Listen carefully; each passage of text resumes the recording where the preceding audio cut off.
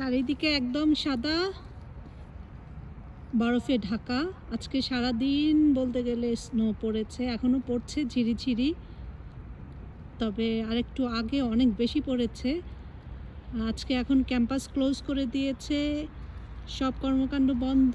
এখন বাজে 3:15 মতো, 3:15 না, প্রায় 3:30। হ্যাঁ, 3:30 বাজে।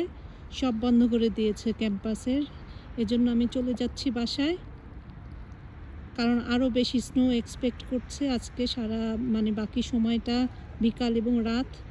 তো তখন চলাচল কষ্ট হয়ে যাবে, গাড়ি বাস কিছুই হয়তো চলবে না। এজন্য ক্যাম্পাস ক্লোজ। দু একটা জায়গা, বিশেষ করে মরিস ইউনিভার্সিটি সেন্টার ওপেন থাকবে 6টা পর্যন্ত, কিন্তু এছাড়া অন্যান্য বিল্ডিংয়ের সব কর্মকাণ্ড বন্ধ।